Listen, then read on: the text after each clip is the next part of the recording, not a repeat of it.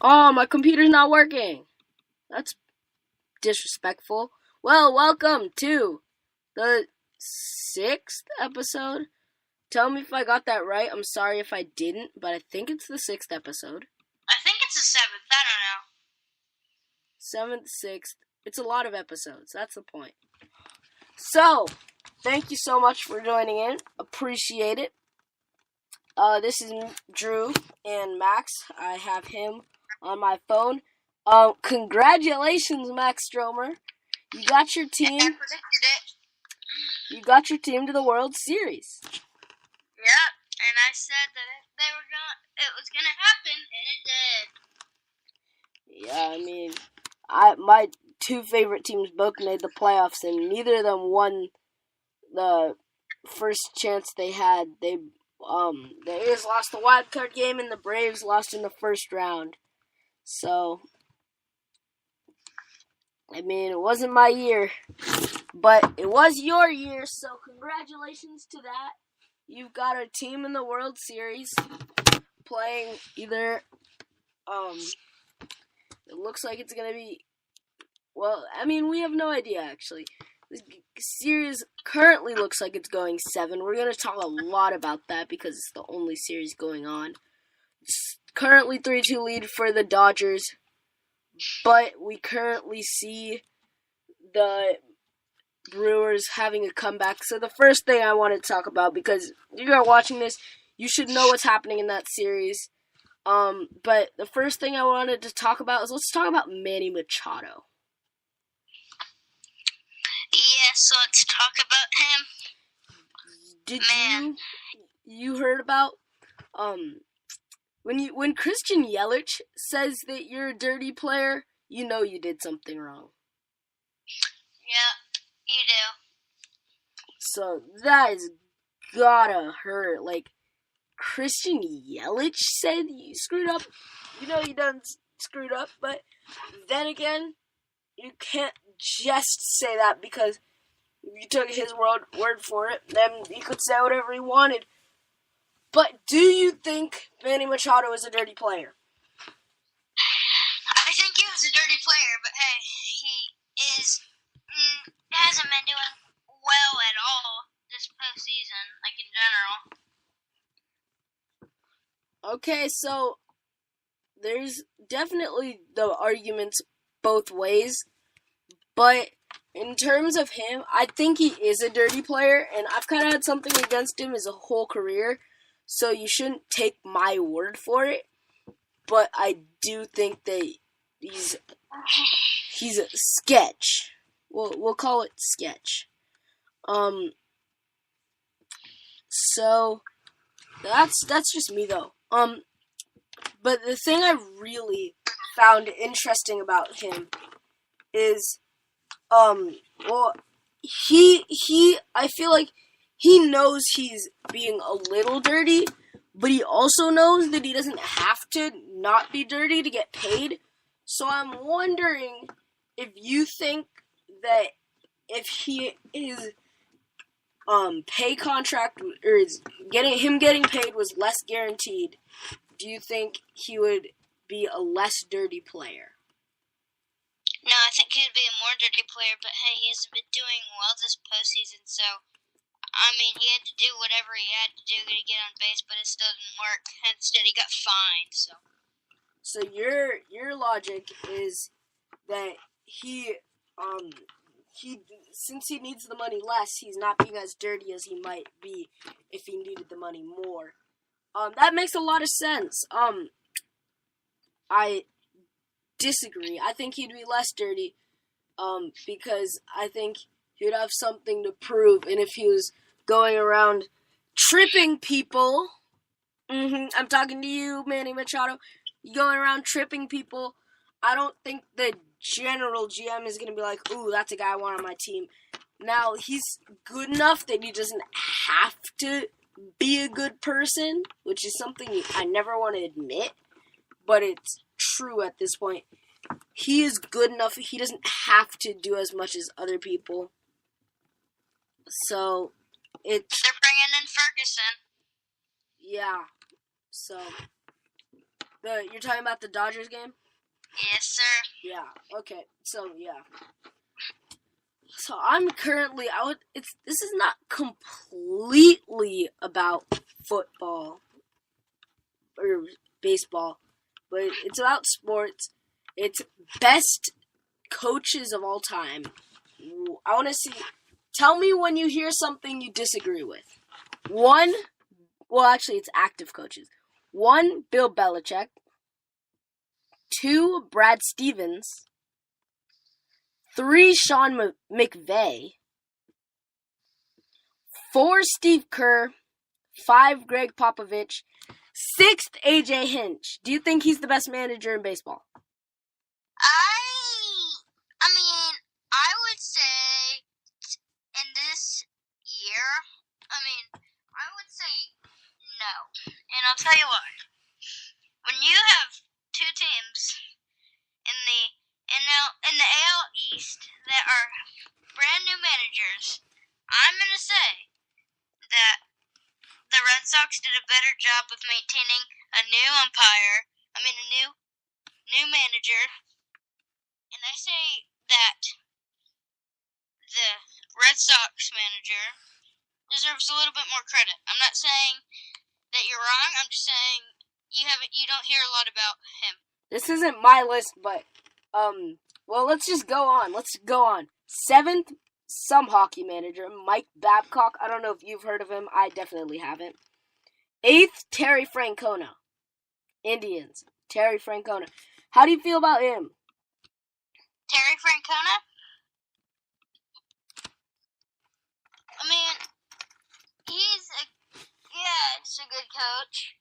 I mean, he didn't lead his team that far, but it's not his fault. I mean, kind of is, but it's not all put on him. Because, it's just not logic baseball to come in when you have a sort of team. I don't really think Josh Donaldson was worth it, knowing that he didn't play one game with you guys.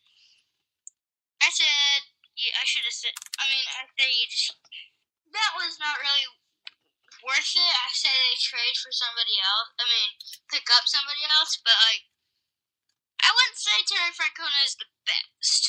I don't like Terry Francona, and here's why.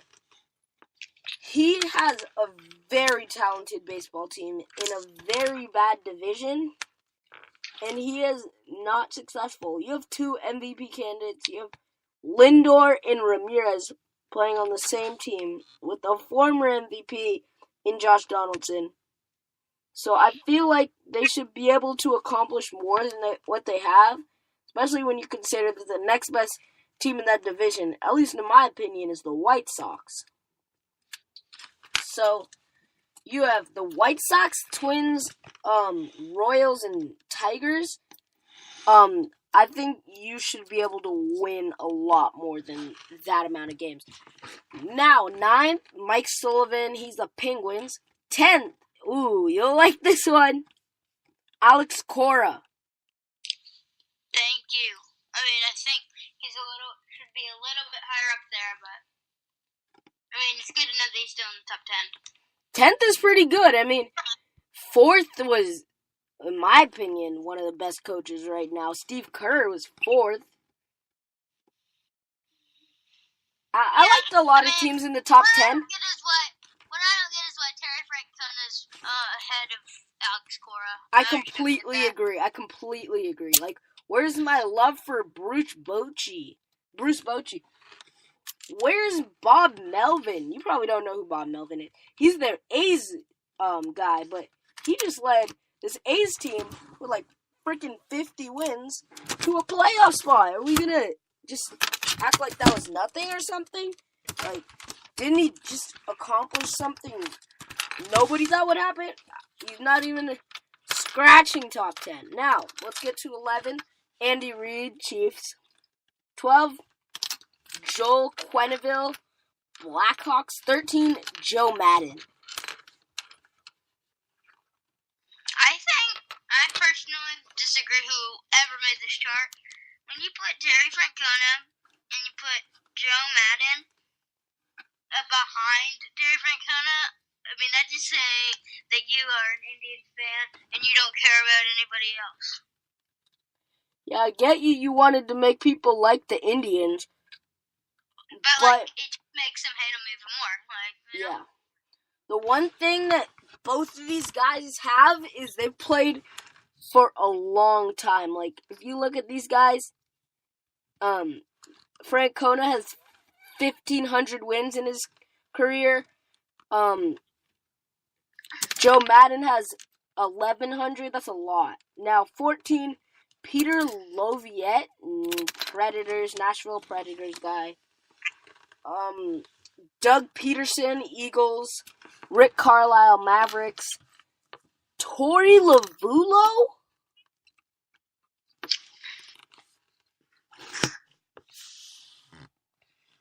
Torey Lovullo is, I don't know if I'm saying that right, but he is the Diamondbacks guy. Oh, okay. Okay. I mean, I see it, but, I mean, no hate, but Jack, didn't you say that the Diamondbacks were going to be in the postseason? Yeah, I don't know. They fell apart at the end of the year. There's a point where they just gave up on their season, so I'm just saying. Yeah. But one thing I really like about the Diamondbacks, that it's not Torey Lovullo, but it's the Diamondbacks in general. I don't know if Torey Lovullo's part of it or not. He's just being way overcredited. But they, I feel, do a really good job of not spending a ton of money, but still getting value. I really liked when they picked up Eduardo Escobar, I think it was. Actually, I'm not sure. It was either Eduardo Escobar. Actually, let me just check, because I don't want to disrespect nobody. But, yeah, they picked up somebody from the Twins. Let's see, who was this? Eduardo Escobar. I was right. Nice. So they got Eduardo Escobar, and like he is the epitome of what I see in the Diamondbacks. They're getting a lot of really solid players that aren't like overvalued or expensive, which is two things that you see very commonly. People just throwing money at people, like, is ridiculous. So I really appreciate that. Now, 18, some hockey guy. 19, Mike D'Antoni. Mike D'Antoni. I disagree with Mike D'Antoni. I don't think he's that good of a coach, but I'm in a baseball one, not basketball, so I'll leave him to the professionals. Quinn Snyder's 20, Sean Payton's 21st, Eric Spoelstra's 22nd, Kyle Shanahan, Kyle Shanahan's 23rd. Ooh, this is a hot topic, especially right around now. Craig Counsell is ranked at 24th. How do you feel about Craig Counsell? Who's Craig Counsell again? Brewers. Oh, okay. Okay. So,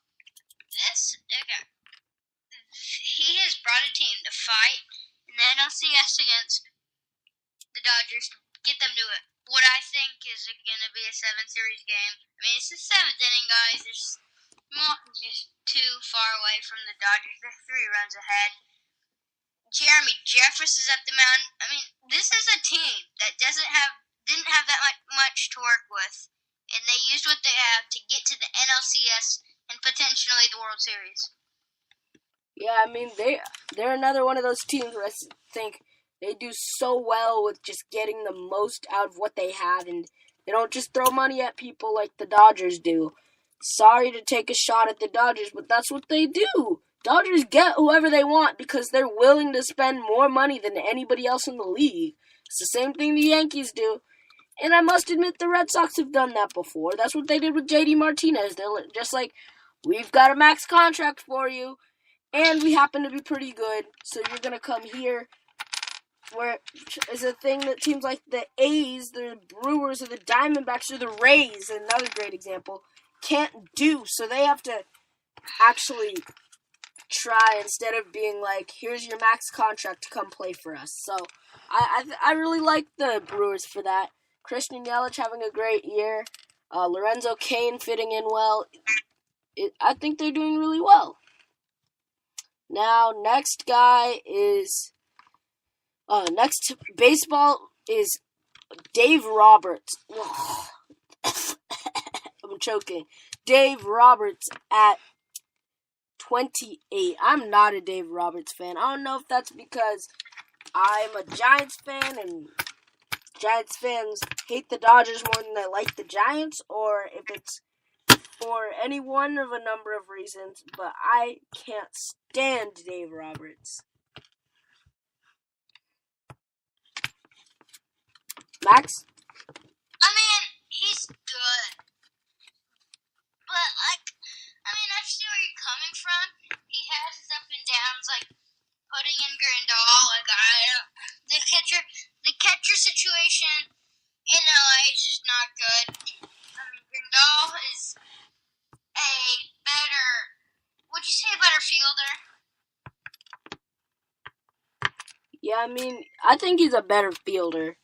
And there's no way we're going to act like he's not a better hitter. So the only there's thing... just nothing there. Like, Grandal, he's not clutch. He's been doing terrible in the postseason. That's why he hasn't been playing lately. So, I mean... Yeah, that's definitely true. I think that's the majority of why he hasn't been playing lately. But, let's see, who's next? Ooh. These Red Sox, like, come on, man. How are we not going to talk about the Red Sox? Like, there's a lot of... We're getting there. So, 31st is Gerard Gallant. He's the Golden Knights, dude. Hey, this is what we need. Guess who's 33rd? Bruce Bochy. Bob Melvin. Oh, okay. Bob Melvin. How are you going to act like this guy is not one of the best coaches we've ever seen? He took a team that looked like the Americans in the Revolutionary War. I mean, who's really that good on this team? You have Chris Davis, who's extremely talented, but nobody even would acknowledge it until he hit like 50 ding-dongs. You have Jed Lowry, who's like 80 years old, but he's still a stud. I gotta admit, he's good. Took Blake Trinan, made him into a closer after various teams gave up on him. And you took a bunch of rookies. You took Matt Chapman. You took Matt Olson. You took, what's his name? I forget his name. The setup man. Is also a rookie. I'll tell him if his name comes back to me. But yeah, you take a lot of guys. None of them are really quite that talented, and you make them a playoff team. Oh, you also took Stephen Piscotty, big guy, and Jonathan Lucroy, another piece of this team. But I am very happy with what they did. So, you have anything to say? No, you said it all, man. I'm sorry if there's any A's players listening to this. I don't think there is, because I'm not that fun to listen to. Actually, I am. Please listen. But I understand there's most likely not, because there's only 25 A's players, and there's only like 25 listeners. So, most likely no. But if there are, and I just insulted you, you are a great player. That's why you made the playoffs. And please keep listening, because that means a ton to me. The A's are one of my favorite teams in the league, as you've heard me say. Next team is Bud Black, Colorado Rockies. I mean, this is a team that I wouldn't blame him. I would blame the players for not performing on this team. And you can understand why, you know what I mean? Can you? Yeah, I mean, Nolan Arenado's supposed to be all that. He's supposed to be so about it. He didn't even show up in the playoffs. Like, nobody played well against the Dodgers. the only ones that really shined against the Cubs were the pitching staff. And I don't think he really showed up against the Brewers either. So we are just watching one of the guys who's supposed to be the MVP of the league go and not show up against all these teams. So I don't know how we can treat him like he's done something when he hasn't. Exactly, that's what I've been trying to tell you, man. Alright, let's get to the next. What? We have the Phillies. Gabe Kapler at 39th. This is a very young team. Dougal Herrera, Michael Franco. All these players on this team, I can go on and on, are brand new. Rhys Hoskins. They are just a new team, and they have some work to do because they got far. They did well at the start of the season, but then they just choked. And then their season went down like the Diamondbacks. Yeah, they were a good team. They were a really solid team.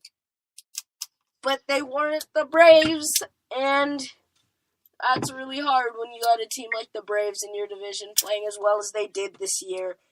And then, especially while you're trying to develop in the way they were, you have a team like the Mets who, as bad as they seemed to be last year at points, they weren't that bad. And they could still beat any team any given day because they had this guy named Jacob deGrom. They had a couple outfielders that could hit. And they're an MLB team. So you have those teams, then you didn't really have the Marlins. If you lost to the Marlins, that's probably why you missed the playoffs. And then you had the Nationals, who are the most in-depth team to talk about, I'd say, right about now, because you got a guy like Bryce Harper who's leaving. But we'll talk about that. How about when we finish this? Actually, no, after the Red Sox, because Max is about to kill me and find where I live if I don't talk about the Red Sox. Yeah, Red Sox. So, but I think they're really good. But yeah, they couldn't pull it together. They're developing, so I think this is a good stage. Next, we have the Rays' Kevin Cash at 47th.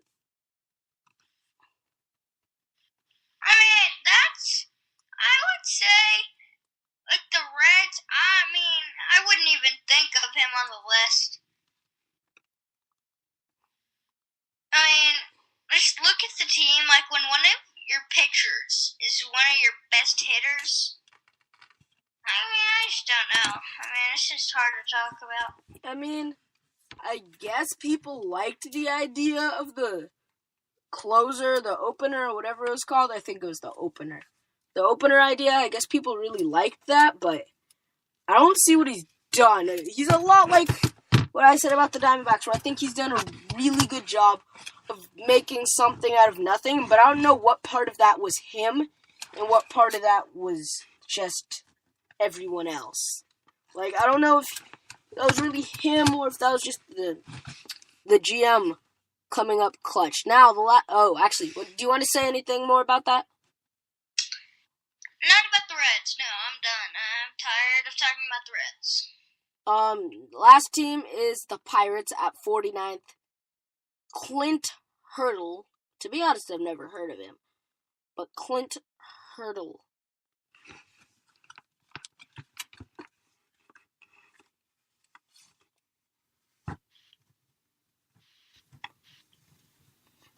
I guess I'll start on Clint Hurdle. I don't really know anything about the Pirates. Let's be honest. Nobody does. Because the Pirates are irrelevant.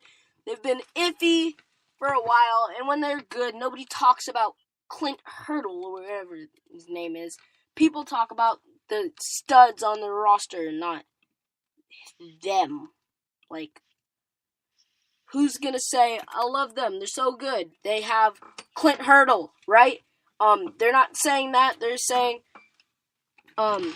They're talking about how good Andrew McCutchen is, or Starling Marte is, or maybe Gregory Polanco. If you're lucky, they'll talk about someone else, but it's not really going to be Clint Hurdle. So, for that reason, I think that he should probably not be in this top 50 part. How about you, Max? I don't. I agree with you. I mean, I don't think that he should be in the top. The other thing is he's been coaching for 16 years, and he's only made the playoffs 4 times. So that's not a good percentage if you're looking at it. Yeah, I agree with you. That's the last one, but there are some other notables here. 51st is Bruce Bochy. Now, I could rant all day about why this list sucks because it didn't have Bruce Bochy on it. But 51st, at least they listed him near the top of other notables. Means a lot to me. So what do you have to say about him? Bruce Bochy is a old manager. He's done a lot for the MLB. He's done a lot for the Giants organization. I think if it wasn't for him, they wouldn't be as successful as they were back in the day. Because, I was about to say as they are now, but they're not that successful. Come on, guys. Sorry, Drew, but it's true. Yeah, they suck. But let's be honest, they haven't really been good since. We're going with the Athletics. Yeah. At the end of the season, okay? Just so you know. Yep. So now, next team, I don't know if you'll like this or not, but we've got 57 Aaron Boone.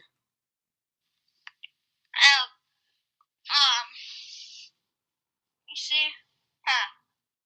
That's a tricky one.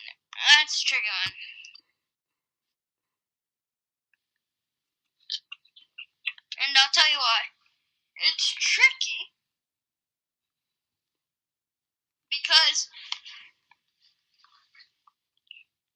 I'll let you speak about this one because I mean, it's hard. It's hard to, I mean, I think, hard to process. It's hard to rank a 1-year manager. But I think he's pretty well ranked. There's some guys who I think probably you could put in front, and I would be like, yup, he deserves to be in front. But I'm not gonna complain too much about this.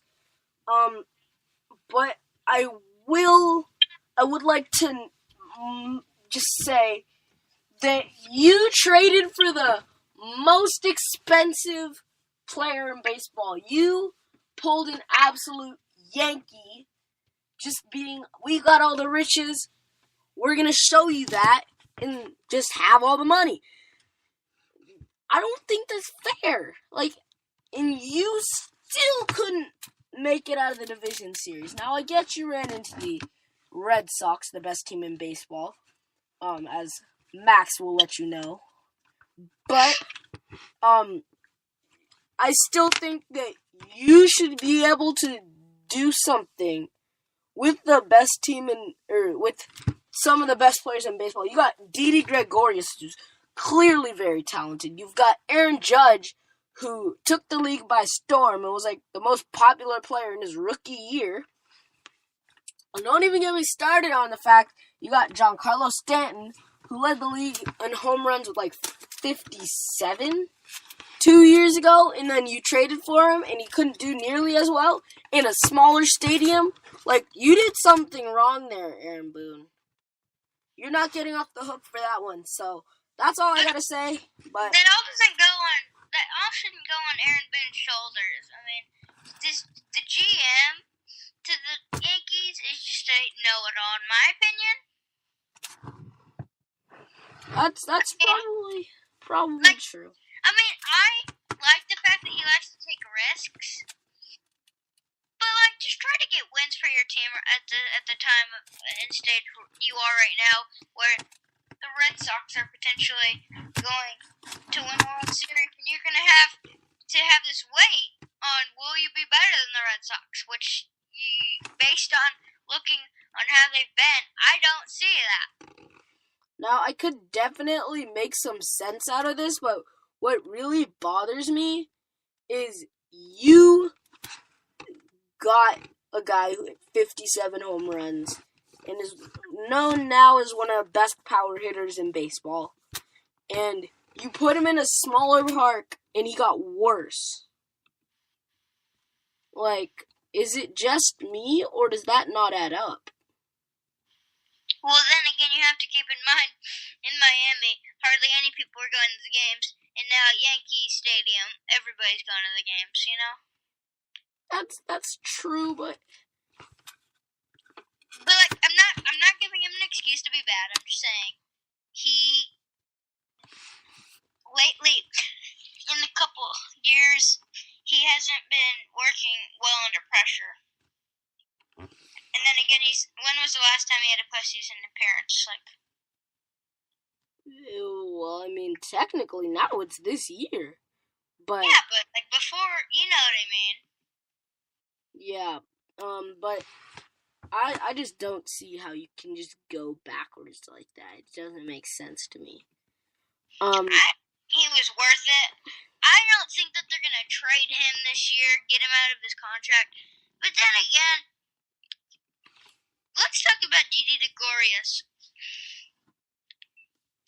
Let's You do it. first. Didi Gregorius, in my very humble opinion, is one of the most underrated players in baseball.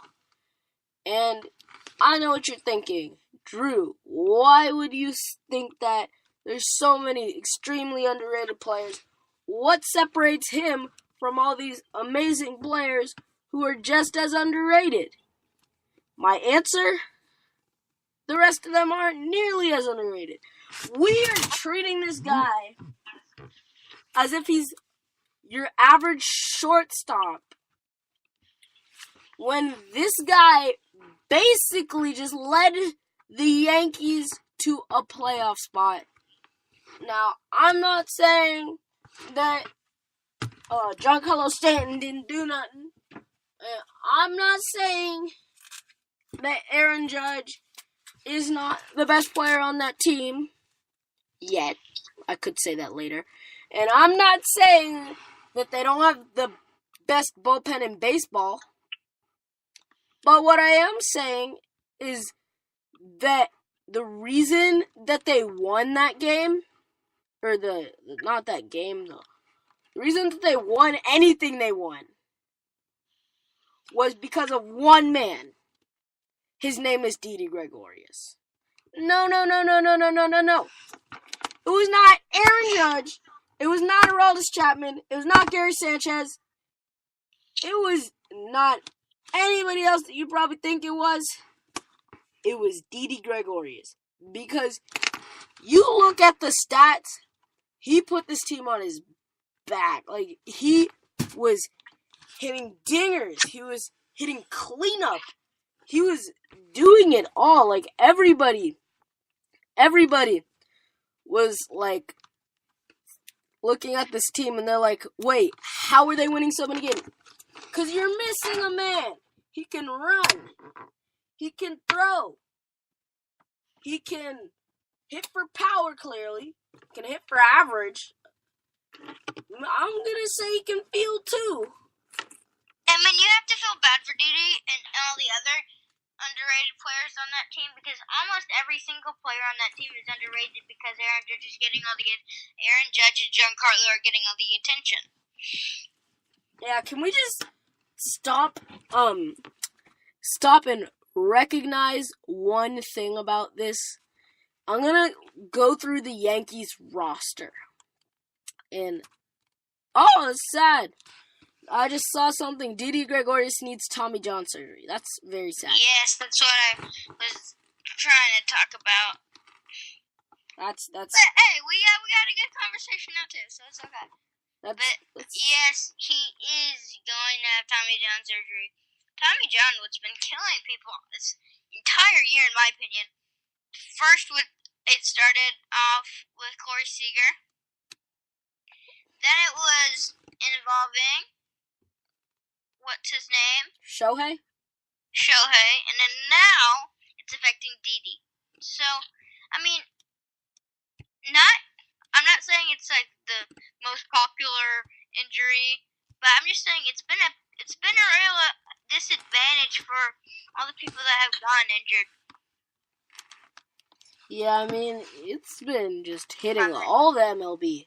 It'll go one place, be like, yeet, you thought, ruin you. Go to the next place, be like, yeet, you thought, ruin you.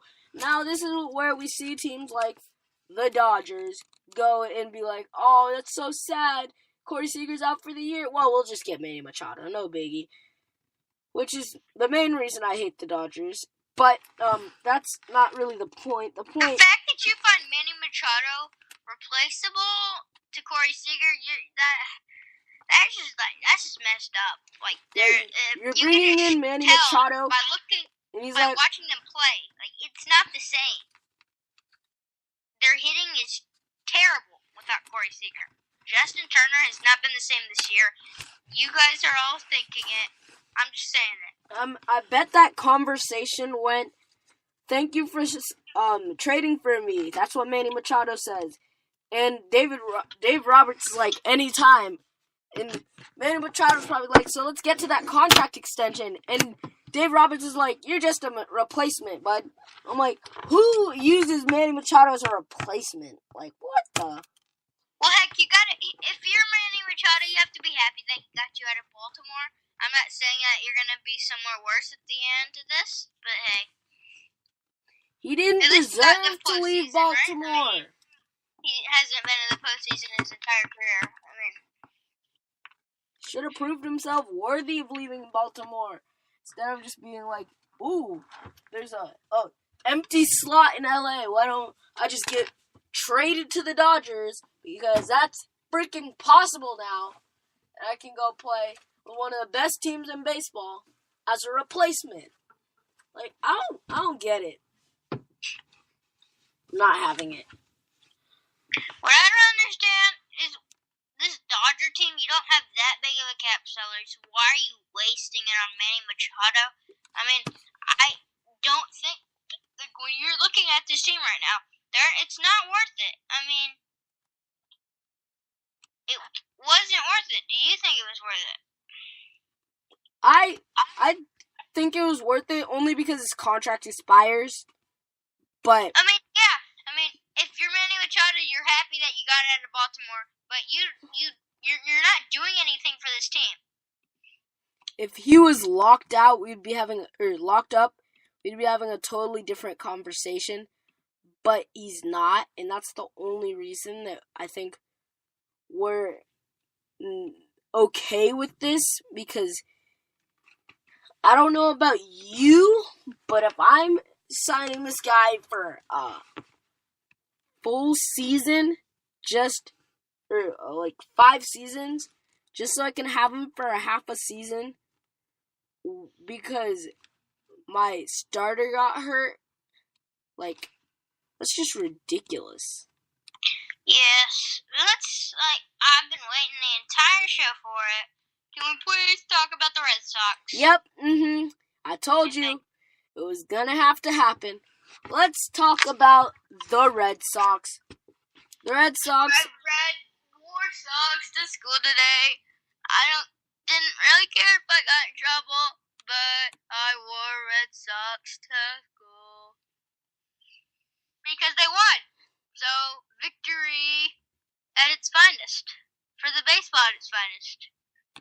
Yep, victory at its finest for baseball at its finest. I mean, I wear White Sox every day, but hey, they don't seem to win every day, so... I respectfully disagree. Yoan Moncada and Yolmer Sanchez. Oh my god. You like Juan Moncada, okay? You do not like the team. Yeah, Yolmer Sanchez, too. You just like individual players. If they weren't on the White Sox, you would have a different story. Okay? Yeah, that's definitely true. If they weren't on the White Sox. Okay, so I wear White Sox normally. Doesn't work out to your advantage because I'm not a White Sox fan. So yeah. But all I gotta say is the Red Sox are going on to the World Series. We're going to talk about them for the last couple of minutes on the last part of the show. Now, it's going to be a deep conversation on why we think that the Red Sox could win the World Series and if they are going to win the World Series. So, if you guys are following the Instagram page for Baseball at its Finest, we told you that we are going to talk about this. You didn't even have to tune in. You just know that we were going to talk about it. And now it's that time. It's that time of the show, and it's about to get real hyped. So let's start talking. We're going to start off talking about the controversial fan interference, Jose Altuve, wink, home run, wink. What did you think happened on the play? If you happened to watch it, did you happen to watch it? I did see that play. That was one of the few plays I actually ended up seeing. That was ridiculous. First things first. I just think the rule should get changed in general. Whereas, do you think this is more severe than DH rule? This is not just about this play. This is a real problem we have. If you hit a dinger and a fan interferes, that should be at minimum a ground rule double. At minimum. Like, at least get the guy on base. Like, he not only did the home run not count, he got out. Yeah, not only did it get called back, but he was out. That was an out. So, and you know that he got hated on from all of Houston hated on that one guy. Now, that guy was just laughing the rest of the game. I'm like, boy, you're going to be beaten up in the alley. Yeah, there's the one thing. Actually, never mind. I lost my train of thought. I don't remember what I was going to say. But, yeah, this was, that was bad. So, we talked about that. Now we're going to talk about the Rafael Devers 3-run dinger, brother. I actually saw that play too. It's really weird. That was a shot though. Like, to be honest, I don't think that changed much because they were gonna score anyways, and if they didn't score anyways, they deserved to score anyways. They already had first and third. They didn't need that ball to go out. It was a fun way to end the series, you have to admit. Yeah, I do think that was the perfect way to cap off a great series. So that meant a lot to me, but I don't actually think that there was in any way, shape, or form that changed the course of the game, because that's not gone, and that's a, let's say, double off the wall that scores 2 of the 3 runs, and you have even if it wasn't a home run, it would still impact the game by a lot. Yeah, you still get 2 runs there, and the other team scored 1 run the whole game. So, and that's when Verlander was pitching. It is very hard to hit off of Verlander, and when Rafael Devers did off of it, you know that this guy is a future star. I'm not saying he's gonna win Rookie of the Year, alright? Yeah, we've seen him do a lot of crazy stuff like that. We saw him consistently ruin the Yankees. I don't know if you guys saw that, but I saw him go absolutely ham on the Yankees. He was, I think he had 4 home runs off Aroldis Chapman or something crazy. Shout out to Rafael Devers. We know it's hard being on this team, but hey, you had a huge impact on that game. Yep. Shout out to you. Shout out to Rafael Devers. He was truly contributing to this win. They couldn't have done it without him. And now, this isn't really about the Red Sox, but it is in a way. Do you think whoever wins the NLCS, they're going to have to step it up, because neither of these teams have shown that they can score a lot of runs. The only game that I knew that the Dodgers were going to guarantee win was the second last game in in LA. And that was just because it was a large deficit. They needed whoever wins, whether it's the Brewers, whether it's the Dodgers, they're going to need to step up their hitting. Yeah, I completely agree. We've not seen an offensive explosion, which is a really big problem for a team like the Brewers and the Dodgers. People want to credit that to how good the opposing pitching is, but the Dodgers pitching, no offense to Dodgers fans, I'm not going to give the same kind of apology I gave to the A's because I actually don't like the Dodgers, but your bullpen is not that good. Like, you should be able to score runs. I don't blame you. I mean, everybody else in LA is thinking that. Like, we need to work on that. If we win this NLCS, that could be the potential ruiner of the World Series for us. Yeah, that could be the difference in the series. The fact that one of these teams can put up runs against all facets of the team, the other team can't. Yeah, so, man, that's definitely one of the crucial parts of... Now, let's talk... Now, we talked about if the Dodgers would go. What if the Brewers would go? What would they need to step up in order, other than the hitting, what else would they need to step up in order to beat the Red Sox? The one thing that I think the Red Sox really have on the Brewers is, like, starting pitching. Because if you look at the Brewers, they've had some really good starting pitching this series. But unlike the Red Sox, they don't have any studs. Red Sox have Rick Porcello, 17 wins. They've got Chris Sale, who's just the best pitcher in the American League. And then you add to that with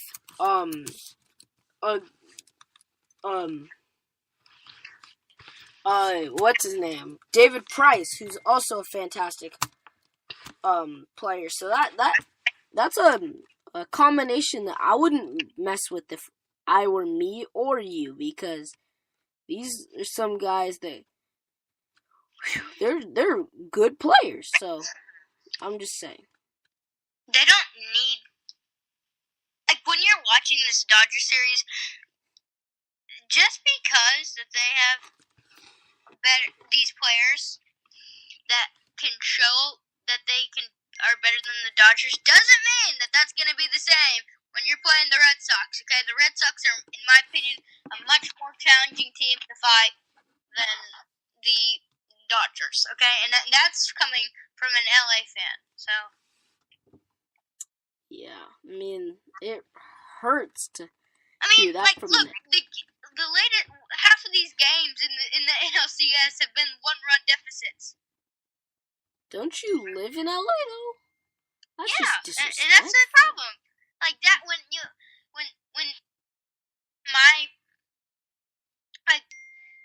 people in my school have been going to the games, right? And they've been I've been watching them, and they've been saying this, like, they cannot score. Like, that has been their problem. Because, like, the games that they've won, the only one game that they've had more than one run scored in was the second to last game in LA. Yeah, that's definitely true. I mean, then this game that's live right now is the only game the Brewers have won with more than one. That's clearly a problem. 6-2 right now.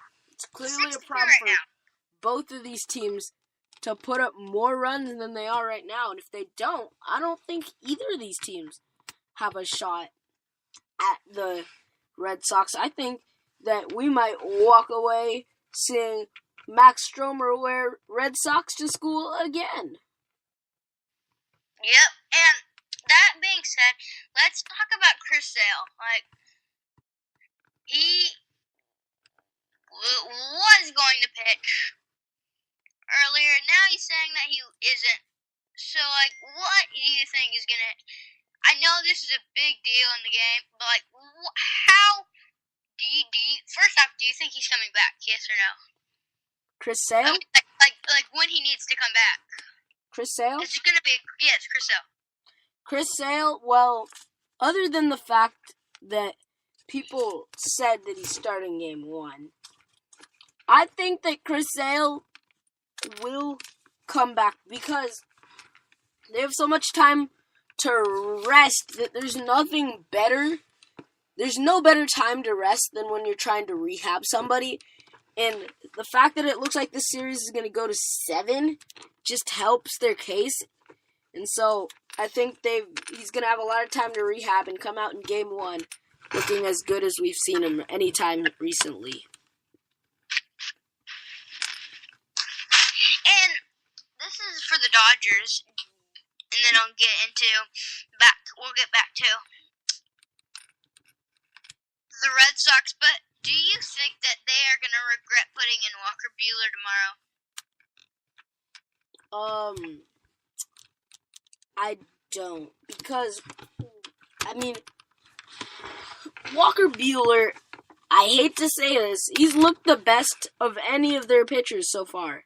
Like, I don't think there's any way you could say that he's worse than Hyunjoo Ryu, and I think he's been playing better than one of the best pitchers that we've ever seen in Clayton Kershaw. So I don't see how you couldn't. The last game was like the only game that I was confident in Kershaw that it was as long as postseason start.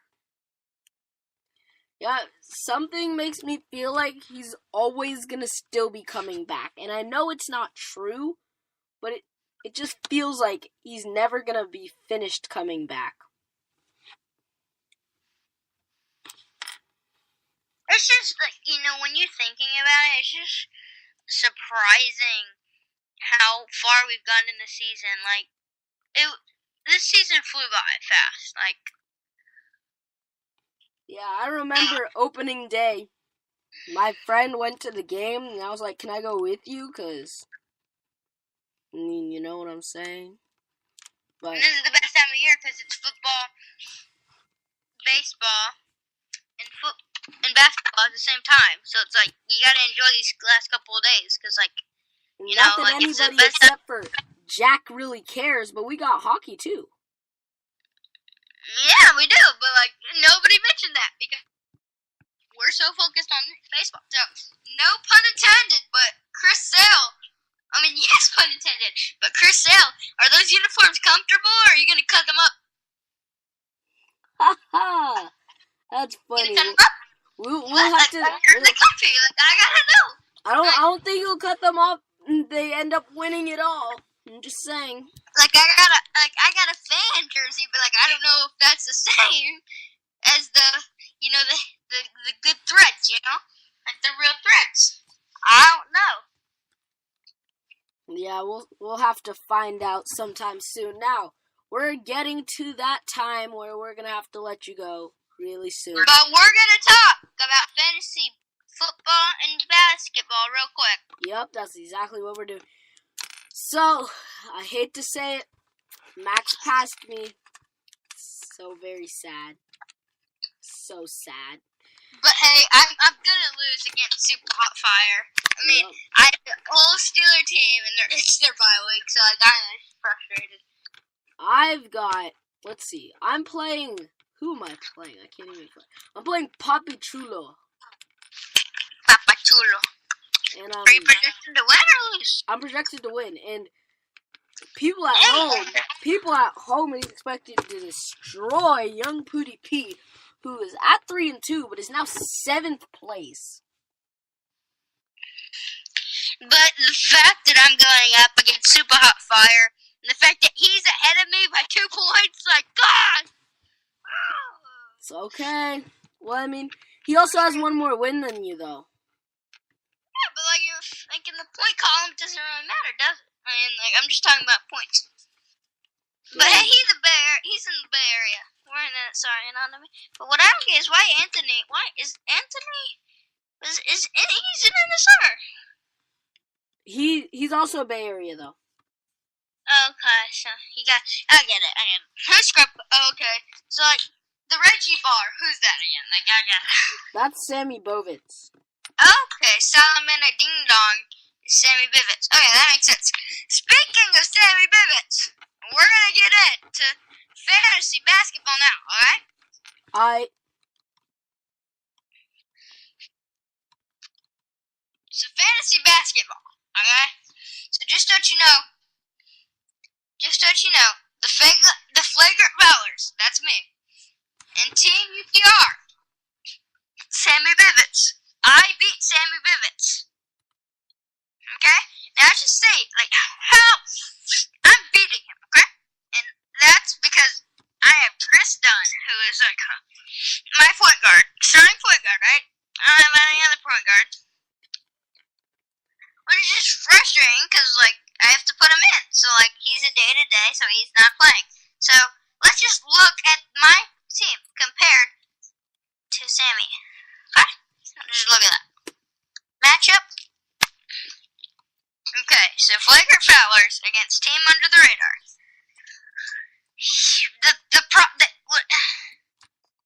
Let's talk about the Lakers, because Sammy Bivets has Laker James, and that's when it gets, like, frustrating for me, because I'm winning, right, and he's losing, and he's LeBron James. That's what I don't get. Yeah, there's something that's not right about that.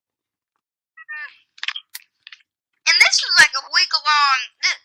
These aren't just like a week-long games. Like, this is like serious, man. Like, I mean, I know they're gonna play, right? But like, let's aside from fantasy, let's just talk about the Lakers and the Raptors, okay?